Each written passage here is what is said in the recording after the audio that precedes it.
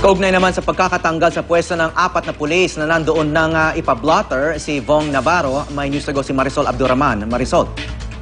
Hawi, kinumpirma nga sa atin ng District Director ng Southern Police District na si Chief Superintendent Villacorte na narilib nga yung mga pulis na yon na naka-duty noong mga panahon na nagpa-blotter nga itong si Denise Corneo at si Cedric Lee, kasama ng ariyan si Vong Navarro. Pero pag nilinaw nila, narilib lamang sila sa pwesto habang iniimbestigahan pa daw ang insidente.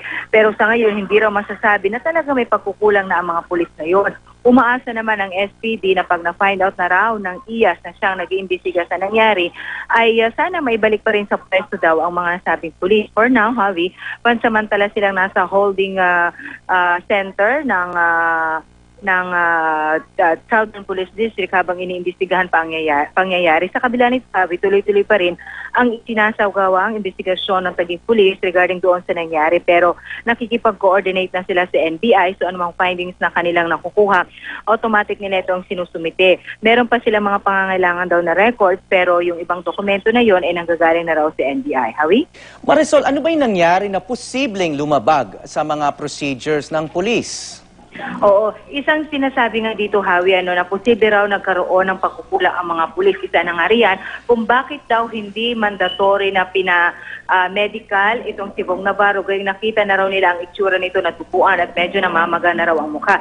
SOP kasi, Hawi, mapabiktima man yan o lalong-lalo ng pagkanto may mga nakikita ang mga pulis na may tama, SOP yan na dapat pagkatapos magpa-blotter ay agad nila itong dadalhin sa ospital. But in the case of Vong Navarro kasi, walang nangyaring ganon, hindi nila ito dinala sa ospital para sana magkaroon ng medical check-up hinggil po sa kanyang kondisyon, Hawi. Ibig sabihin, pag nung nag-fill out ng blotter, pinayagan na lang umalis ang yung grupo kasama ni Vong Navarro?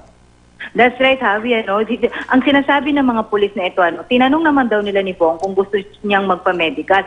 Pero ang sinasabi kasi sa atin ng PNP, SOP ito dapat. Kailangan talaga na isailalim sa ganito. Pero in that case, tinanong pa raw nila ito si Vong Navarro and he refused to do that. Ang medyo naging pagkakamali lang daw, walang nangyaring written agreement na kasulatan na talagang sinabihan nila si Vong Navarro bilang na rin pagsunod sa SOP na kailangan siya magpa-medical. Pero Vong Navarro refused to do so. So parang naging verbal lang naging usapan. So ayun ang sinasabi ng PNP na kung masisilip yan, posibleng isa nga ito sa naging pagkukulang. At dapat kahit doon nagkaroon na ng settlement doon sa istasyon ng mga oras na yon sa investigation section ng Southern Police District, dapat daw inalam pa rin daw ng mga pulis kung ano talaga ang nangyari. Just saying, yun ho ang hindi nagawa ng ating mga pulis, allegedly, kaya medyo sinabing hindi natutukan agad ang kaso right after the 22 nung nagpa-blotter nga sina Denise Cornejo. Okay, maraming salamat, Marisol Abdurrahman.